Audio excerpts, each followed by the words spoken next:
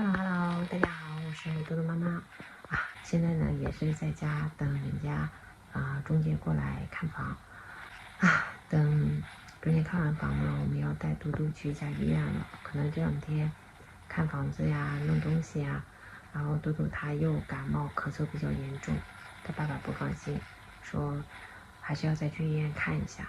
大佬在家里等着人过来看房。我现在先去带嘟嘟去医院了。本来准备要出发了，嘟嘟爸爸说又接到一个电话，又要有人来看房，所以现在他自己在家等着我们，先打车去，等会他再来找我们。医院这边弄了一个图书角，嘟嘟去弄一下。我们到医院已经4点20了，然后现在刚挂上号，也已经过号了。现在等着医生叫号，然后嘟嘟爸爸也跟我说，人家那边看完了，总共是3个人，2个女的加1个男的，然后还有一个男的中介。他说看的没有上一波人看的时间久，反正看吧。什么？你是嘟嘟？你怎么是妮妮奶奶呢？我是妮妮奶奶。你等会儿见医生要跟医生怎么说呀？说哪里不舒服啊？哦，这里不舒服啊，那你要告诉医生哈。感冒真的是差不多1个月了，这一次是已经第3次来医院了，而且今天咳嗽的特别厉害，半夜也在咳，早上也在咳，中午午睡的时候也在咳，上午的时候哭闹了1个多小时，但是呢，我们量了一下，他也没有发烧，就最高是36度9，等一会儿听一下医生怎么说吧。我觉得这次他好严重啊，就来回反复。今天估计可能要抽血哦。不要抽血。那医生要判断你是不是被细菌感染了，所以他要抽血哦。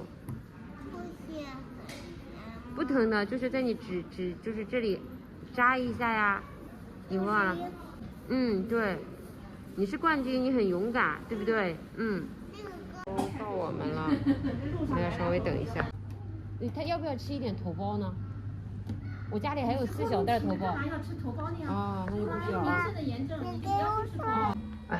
嘟嘟看完回来了，医生说他这个咳嗽是过敏引起的，然后是过敏体质，以后很麻烦的。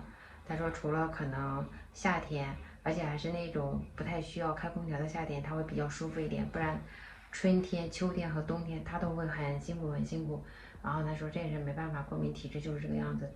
然后我就问他，我说那以后大一点，抵抗力好一点，会不会好一些？他说应该是会的，因为我也是过敏体质，真的这个体质太烦了。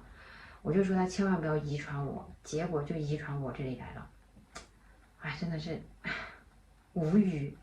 然后呢，刚刚嘟嘟爸爸接了那个中间的电话，本来我们觉得没有戏的，今天下午看的那个人，刚刚的那个聊天记录你们也看了，他觉得人家没有看上，结果人家中介反而打电话过来说想问一下价格，然后客户还想明天或者再约个时间再来看一下我们的房子，想跟我们再聊一聊。